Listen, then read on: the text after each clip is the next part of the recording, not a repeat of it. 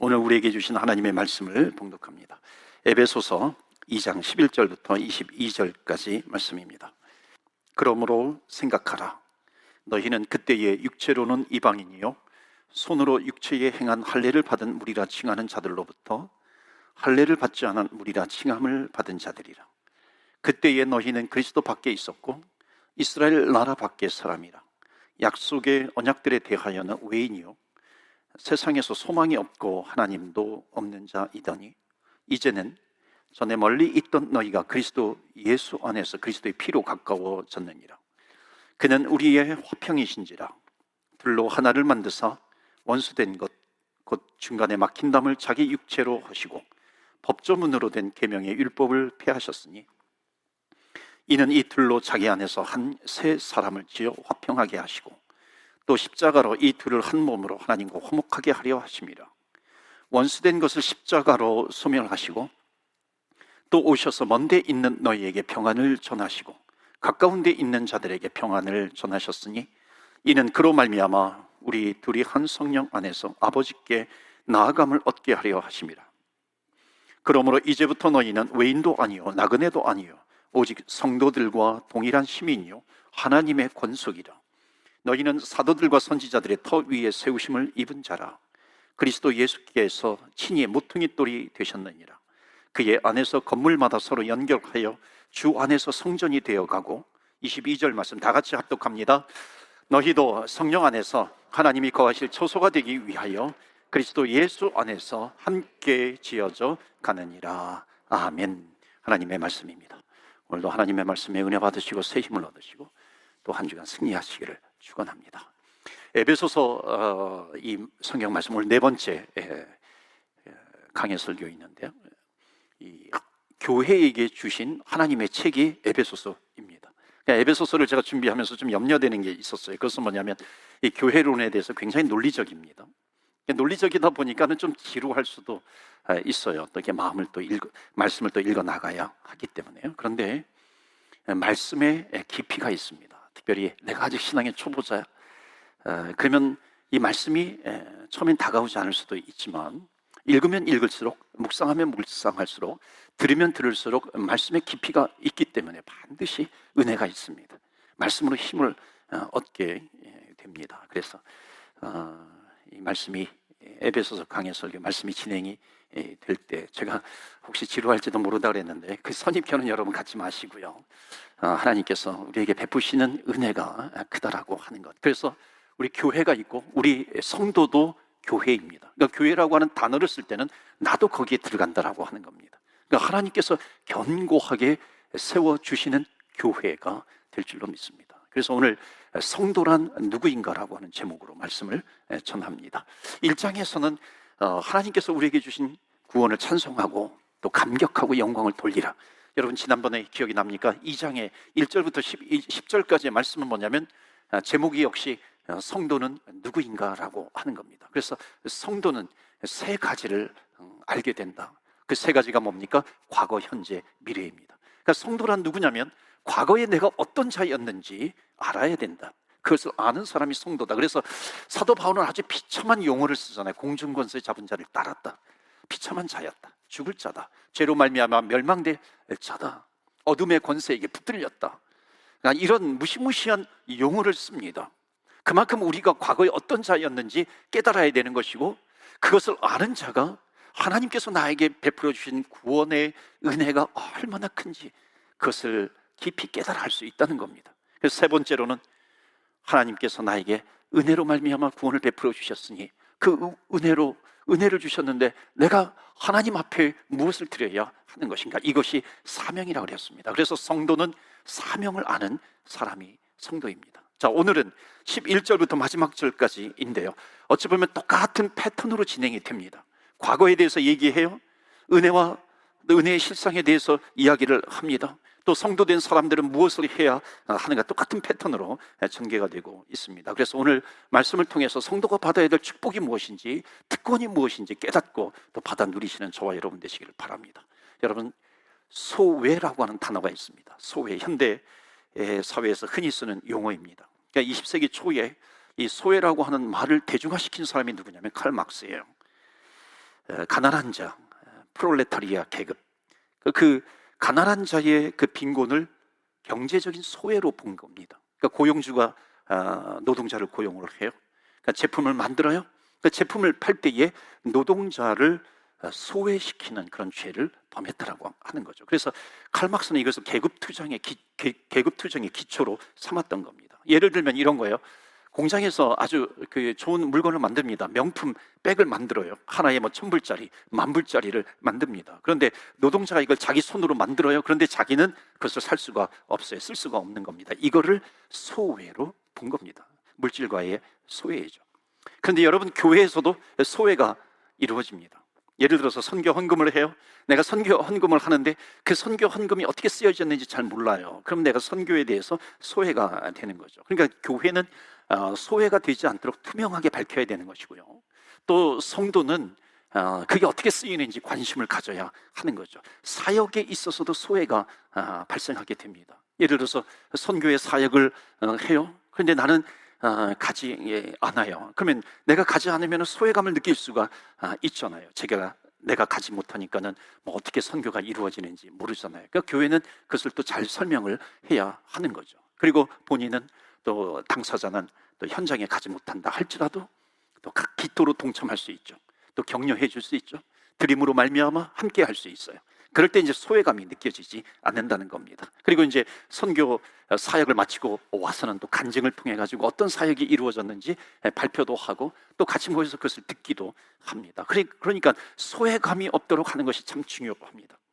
우리 교회가 이제 로히드 성전에 들어간 지 한 1년 정도, 1년 이제 다 돼갑니다. 10여 년 전부터 우리 건축위원회가 구성이 되어가지고 계속해서 또 하나님께서 주신 이 건물을 찾아보면서 하나님께서 주신 열매가 로히드 성전이죠. 그런데 이 로히드 성전에서도 이 소외감을 느끼는 경우가 있습니다. 그러니까 소외감을 느끼지 않도록 또 임원회라든지 당회라든지 이런 것을 통해서 잘 설명을 해야 합니다. 며칠 전에 제가 그런 얘기를 들었어요.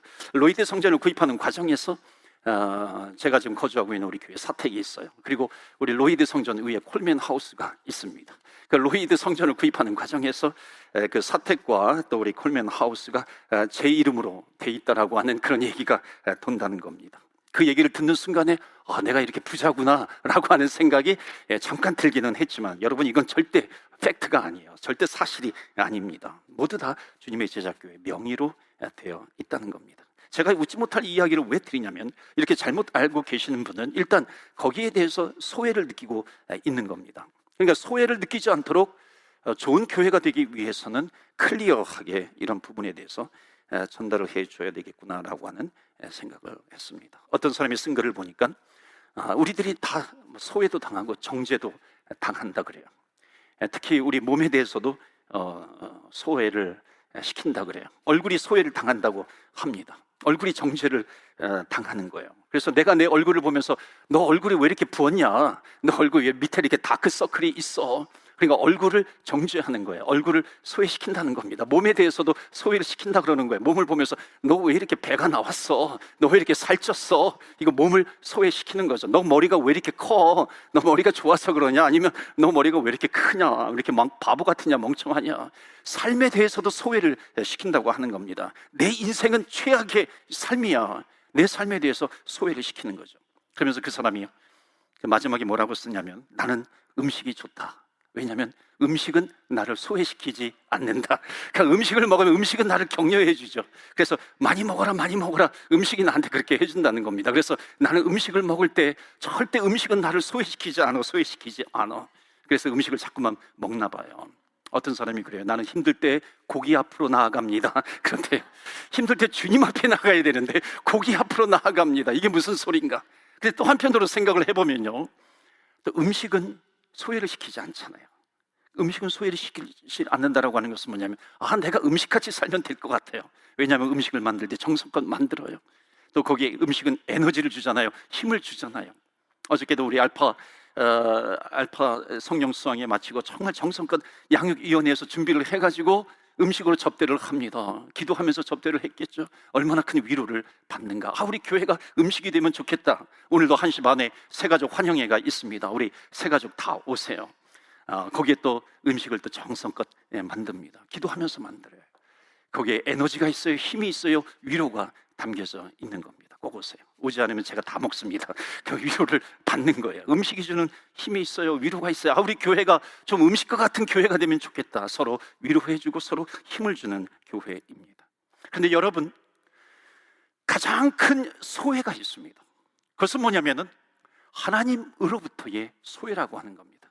하나님으로부터 당하는 소외, 이게 에베소서 말씀이에요. 그래서 오늘 에베소서 2장 뒷부분의 말씀은 뭐냐면 성도는 누구인가? 그러니까 성도는 과거에 하나님으로부터 소외당했던 그런 자들이 성도였다. 과거가 그랬다라고 하는 거죠. 그래서 11절 말씀 보세요. 11절 보시면 과거가 어땠냐면은 그러므로 생각하라. 너희는 그때라고 하는 것은 뭐냐면 과거인데 구원받지 못했을 때예요. 육체로는 이방인이요. 우리 다 같이 읽을까요? 육체로는 시작. 육체로는 이방인이요. 받은 무리와 칭하는 자들로부터 할례를 받지 않은 무리라 칭함을 받은 자들이라.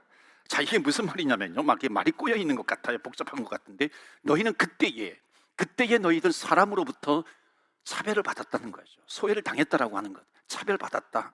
그러니까 누구한테? 너희들은 이방인이었는데 유대인들에게 차별을 당했다라고 하는 겁니다. 여러분, 지금 이 표현은요, 할례 받은 자는 유대인인데 유대인이 할례 받지 않은 자를 차별했다, 이방인들인데 지금 이 성경으로는 이게 제대로 실감을 느끼지 못합니다. 여러분, 카나다에서 가끔 인종차별 같은 거 당하잖아요. 백인이 흑인이 백인한테로부터 받는 인종차별은 정말 말도 못하게 큽니다. 원주민도 마찬가지이죠. 유대인은 어떻게 했는지 아세요? 이방인을 개라고 여겼습니다. 뿌리 깊은 적개심이 있어요. 이방인들이 왜 이 땅에 하나님께서 이방인들을 만들었는가? 지옥의 땔감으로 쓰기 위해서 하나님께서 이방인을 만들었다. 엄청난 경멸의 대상입니다. 여러분, 이방인 어머니가 임신을 해가지고 아기를 출산할 때 막 고통을 느끼잖아요. 그때 옛날에 어떤 법이 있었냐면 유대인들은 도와주면 안 돼요. 그 출산을 도와주면은 또 이방인을 낳기 때문에 도와줄 필요가 없다라고 하는 것을 법으로까지 만들었습니다. 유대인이 이방인과 결혼을 해요. 그러면 그 유대인 사회에서 어떤 일이 벌어졌냐면 장례식을 거행합니다. 그러니까 죽음이라는 거예요. 이방인과 접촉하면 죽음이라고 하는 거죠. 성전에서도 마찬가지였어요. 성전은 누구든지 와야 되잖아요. 그런데 성전을 지어놓고 거기에 제사장의 뜰이 있고 유대인의 뜰이 있는데 담벼락을 높이 만들어 놓고 그 건너편에다가 이방인의 뜰을 만들었어요. 그리고 거기 그 담벼락에 뭐라고 써놨냐면 이 담을 건너오는 이방인은 곧 사형입니다. 곧 죽음입니다. 엄청난 차별이에요. 그리고 지금 여기 11절에 보면 그때에, 이게 뭐냐면 너희들이 그때 그렇게 유대인으로부터 엄청나게 차별을 당했을 때, 소외를 당했을 때 사람으로부터 당하는 차별입니다.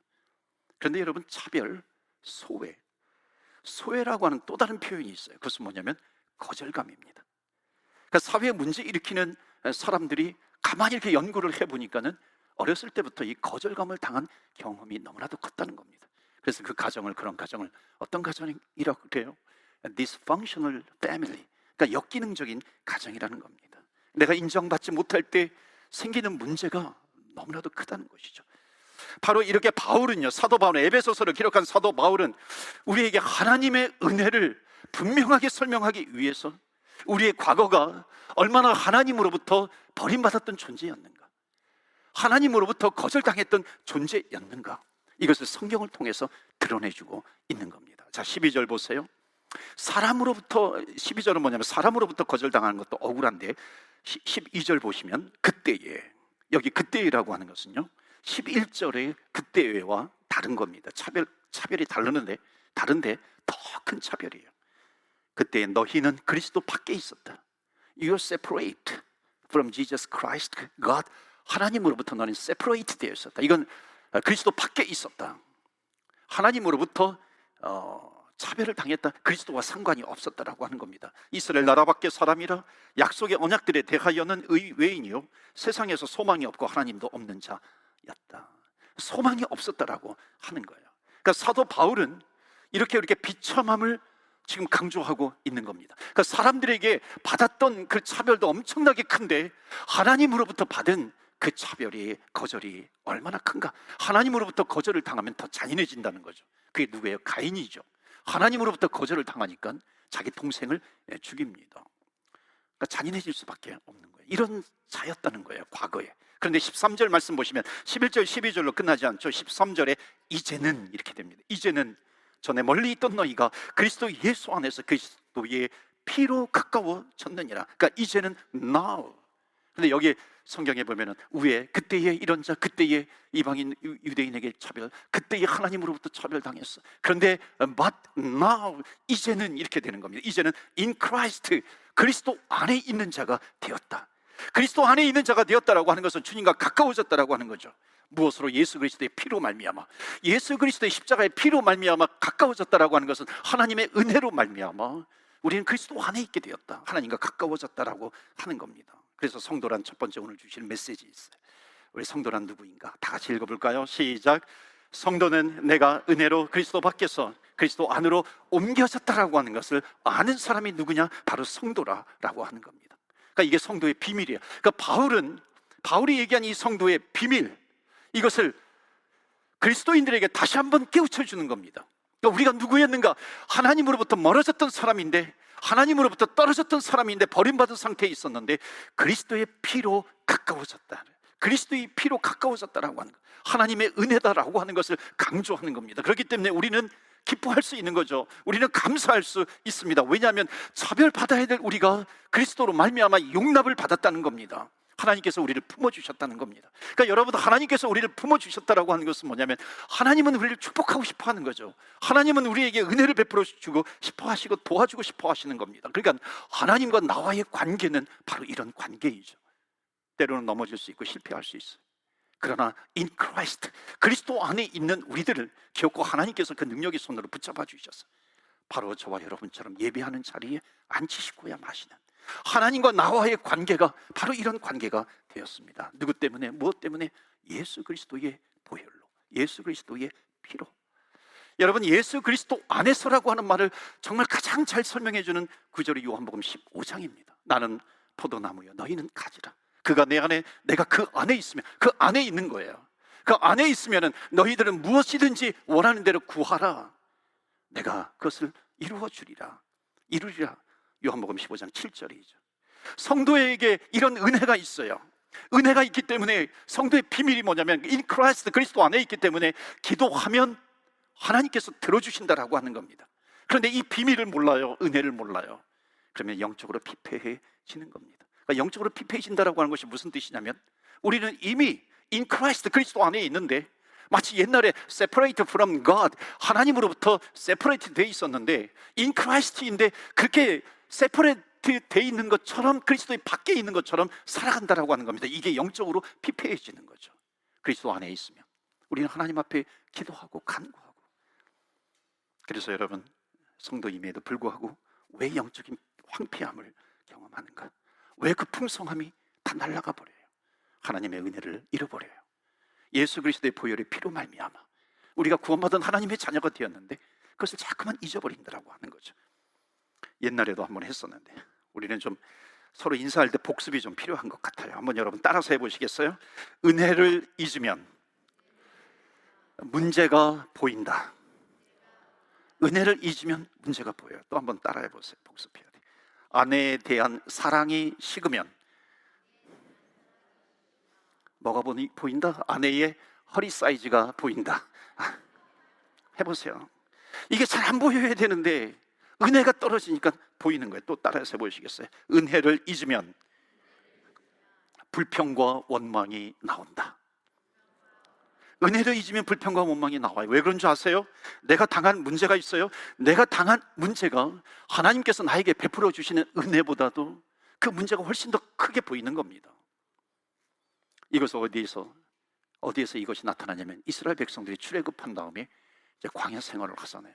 바로 그 광야 생활에서 그대로 나타납니다. 하나님께서 모세를 부르세요. 호렙산으로 부르십니다. 이게 제가 지금부터 말씀드리는 것이 에베소서 이제 2장인데 3장 지나서 4장과 아주 밀접한 관련이 있기 때문에 굉장히 중요합니다. 왜 하나님께서 모세만을 부르셨을까요? 이 백성을 애굽 땅에서 가나안 땅으로 인도해라 라고 하시는 이 사명을 왜 모세만 불러서 하나님께서 주셨을까요? 백성들에게 다 말씀해 주시면 얼마나 좋겠어요. 여러분, 근데 이게 하나님의 교회의 시스템입니다. 역할이 있다라고 하는 거예요. 그러니까 모세가 아닌 사람이 가나안이 아니라 스페인으로 갑시다 그렇게 할 수 있다라고 하는 거죠. 그럴 수 있지만은 하나님이 주신 비전이 아니라고 하는 거죠. 그러니까 왜 모세만 불러서 미션을 주셨는지 우리가 잘 생각해야 됩니다. 결국 애굽에서 인도해서 가나안 땅으로 가라고 했습니다. 그러니까 이것은 하나님께서 그에게 주신, 이스라엘 백성에게 주신 은혜입니다. 또 비전이에요. 사명이었습니다. 근데 바울은 모세는 그 은혜로 생각하지 않았어요. 처음에 거절했죠. 근데 하나님께서 강권하시고 하나님께서 그를 선택하시고 부르셔서 가나안 땅으로 인도해 가십니다. 그런데 당한 문제가 있어요. 그것이 뭐냐면 홍해바다입니다. 홍해바다를 만났어요. 백성들이 원망합니다. 그때 모세가 뭐냐면 너희들은 가만히 서서 하나님께서 오늘날 어떻게 일하시는지 너희들은 보라. 그럴 때 홍해바다가 달라집니다. 하나님의 구원이 임한 거예요. 백성들이 환호합니다. 감사합니다. 그 다음에 이어지는 출애굽기 말씀을 보시면 여호와 하나님께 찬양하고 찬미합니다. 근데 조금 있다가 광야에 어려움을 당해요. 물이 떨어집니다. 백성들은 원망을 해요. 여러분, 광야에서 물이 없는 것은요, 이 문제는요, 하나님께서 홍해 바다에서 베풀어 주신 그 은혜에 비하면요, 이 문제는 아무것도 아니라고 하는 거죠. 근데 이스라엘 백성들은 은혜를 기억하지 못하니까 오늘날의 문제를 더 크게 생각하는 겁니다. 불평하죠. 이때 자주 쓰는 말이 뭔지 아세요? 차라리 애굽에 있었을 걸. 차라리 거기에 남아 있었을 걸. 차라리 애굽에서 매장될 걸 그러는 거예요. 은혜를 잃어버린 사람들은 이런 단어를 많이 씁니다. 차라리. 그럼에도 불구하고 모세에 함께 비전의 사람들이 있었던 겁니다. 모세가 산 꼭대기에 올라가서 기도할 때 아론과 훌이 같이 잡고 기도를 해요. 여호수아, 군대대장 여호수아가 있어요. 갈렙이 있어요. 그러니까 이들이 지속적으로 하나님의 은혜를 나눕니다. 기도합니다. 한번 여러분 생각해 보세요. 이 사람들이 하나님, 저 가나안 땅을 주셨는데 저 가나안 땅을 주시옵소서, 이런 기도와 많은 백성들이 모여가지고 애굽으로 다시 돌아가게 해주세요. 하나님, 애굽으로 다시 돌아가게 해주세요. 하나님께서는 누구의 기도를 들어주시겠는가라고 하는 겁니다. 여러분, 사명은 사명이에요. 하나님께서 주신 비전은 비전입니다. 그런데 은혜를 놓치게 되면 계속해서 문제가 보이는 거예요.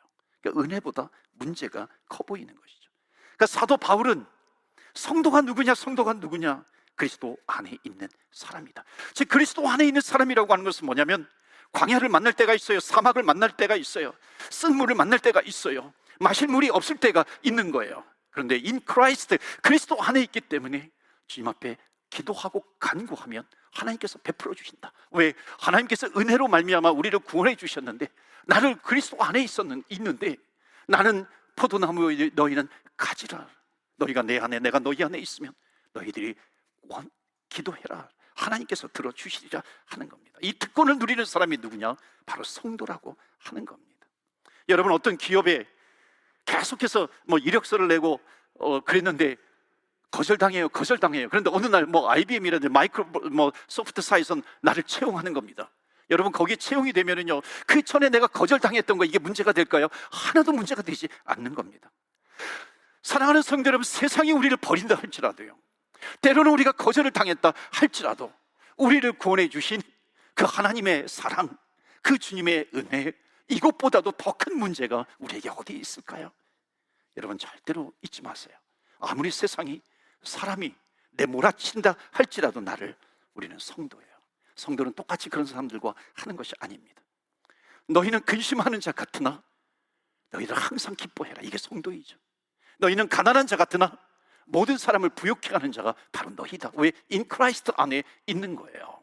너희는 아무것도 없는 것 같지만 모든 것을 가진 자가 바로 성도라고 하는 겁니다. 영혼이 풍성해지는 거예요. 그런 저와 여러분 되시기를 주의 이름으로 축원합니다. 아멘. 11절 말씀 보시겠어요? 11절 보시면 그러므로 생각하라. 여기 생각하라라고 하는 것은 뭐냐면 remember예요. consider 이런 것이 아니라 영어로 보면 정확합니다. remember, 기억해라. 그러니까 우리가 당했던 일, 우리가 하나님께서 구원해 주셨던 일, 그것을 기억해라. 이것을 세 가지로 얘기합니다. 13절, 15절, 16절이요. 시간이 없어서 다 읽지 못하겠지만은요, 13절에 뭐냐면 그리스도의 피로 말미암아 가까워졌다. 15절 말씀 보시면 법조문으로 된 계명의 율법을 폐하셨으나 즉 예수님의 몸으로 율법을 없애버렸다. 이제 둘이 하나가 되게 했다. 16절에 십자가로 둘을 한 몸으로 만들어 주셔서 하나님과 화목하게 해 주셨다라고 하는 겁니다. 그래서 오늘 두 번째 우리에게 주시는 메시지는 바로 이거예요. 즉 십자가의 희생이 있는 거예요. 은혜로 그리스도 밖에서 그리스도 안으로 들어간 사람은 두 번째 주시는 메시지. 다 같이 읽을까요? 시작. 성도는 은혜 안에 그리스도의 희생이 있었다는 것을 기억하는 사람이 성도입니다. 은혜라고 하는 단어에는 희생이 있는 거예요. 예수 그리스도의 보혈로 말미암아 구원받은 하나님의 자녀, 우리가 구원받은 이 구원이라고 하는 것이 예수 그리스도께서 하늘의 영광의 보좌를 버리시고 이 땅에 내려오셔서 십자가의 그 몸이 달리심으로 말미암아, 십자가에서 그 몸이 찢기심으로 말미암아, 십자가에서 그리스도의 피, 그 보혈을 흘리심으로 말미암아 온갖 조롱을 당하시고 채찍을 당하시고 그 하나님께서 그 독생자 예수 그리스도를 보내주셔서 그 십자가에서 당하신 희생으로 말미암아 우리가 구원받은 하나님의 자녀였다라고 하는 것, 이것을 잊지 않는 자가 누구냐? 바로 성도라고 하는 겁니다. 예수님의 그 희생 때문에 그 벽이 무너지게 된 겁니다. 오늘날 교회를 건강하게 만들지 못하는, 건강하게 하지 못하는 벽이 있습니다. 그것은 뭐냐면 구약에서는 율법이었다면 교회에서는 여러분 어떤 벽이 있다고 생각합니까?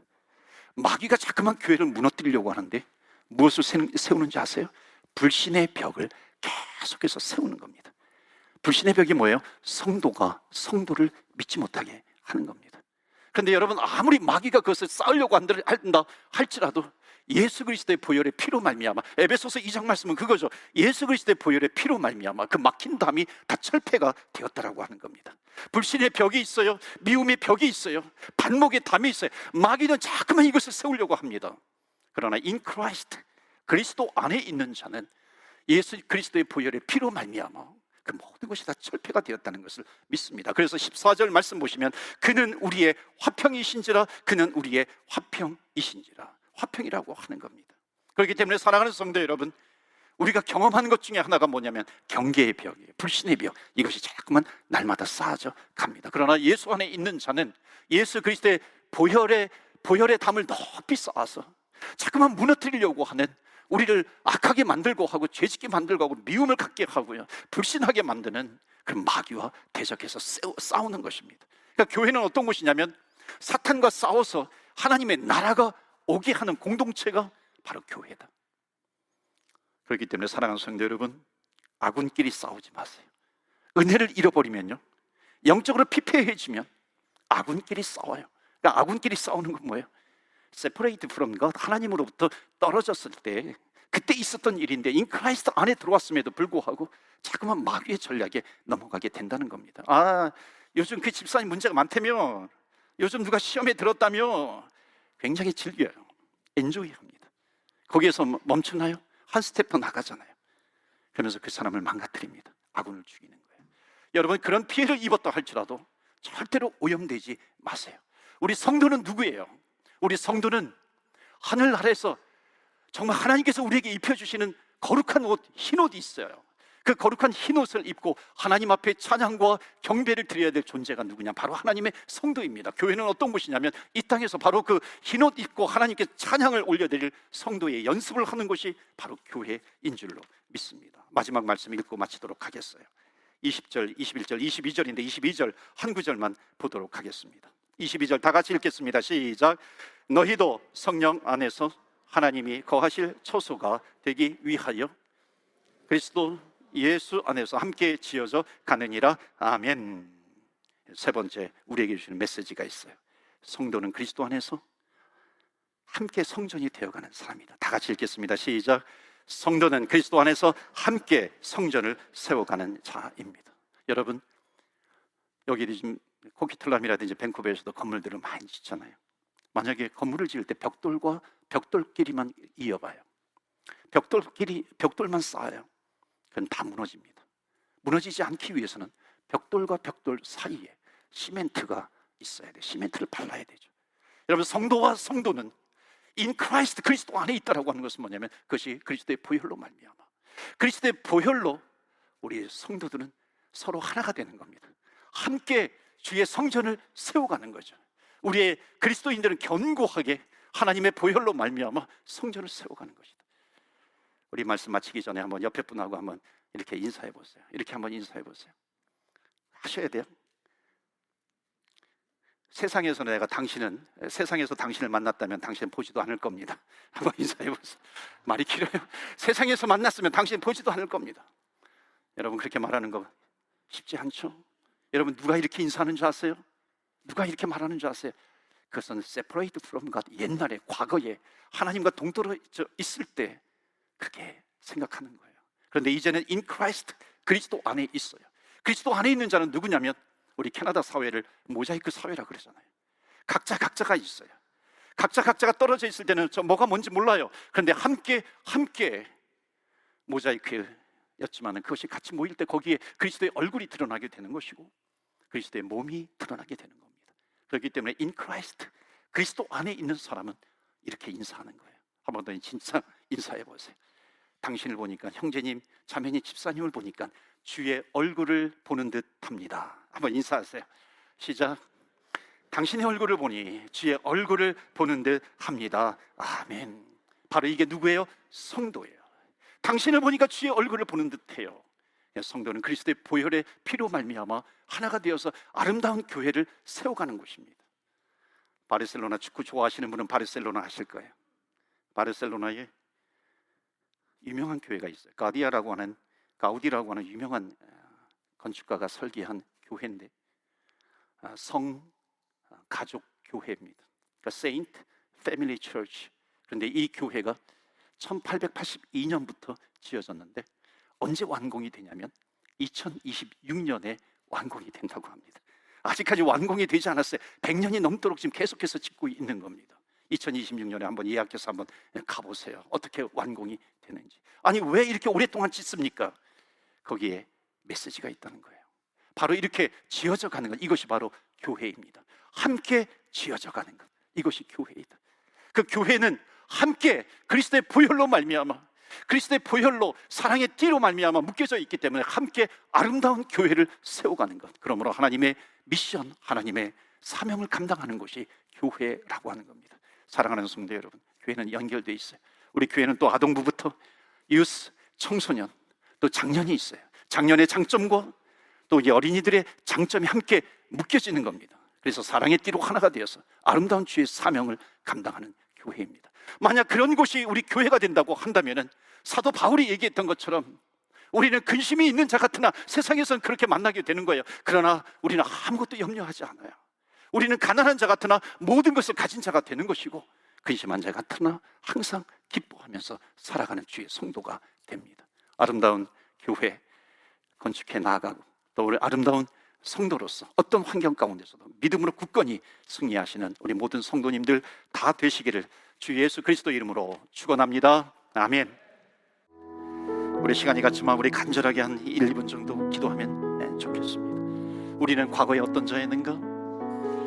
그리스도 밖에 있었는데 그리스도 안으로 하나님의 은혜를 받아서 그리스도 안으로 들어온 형제입니다. 그런데 자꾸만 우리 교회 안에, 가정 안에, 내 심령, 내 마음 가운데 마귀는 자꾸만 높은 담을 쌓아요. 불신의 담을 쌓고 미움의 담을 쌓기도 합니다. 그러나 우리는 in Christ, 그리스도의 보혈로 말미암아 모든 것을 다 철폐시켰습니다. 믿으십니까? 우리는 믿고 기도하는 겁니다. 그래서 이 시간에 하나님, 내 마음의 불신의 담을 쌓지 않게 해주시옵소서. 그리스도의 보혈로 이미 다 철폐시켰는데 하나님 그것을 쌓지 않게 해주시고 그리스도의 사랑으로 하나가 되게 하여 주옵소서. 그런 교회요, 가정이요, 우리 성도가 되게 하여 주시옵소서. 우리 한번 합심해서 기도합니다. 여러분, 예수님의 이름에 능력이 있어요. 그래서 주여, 주의 이름을 부르면서 기도하며 나아갑니다. 주여.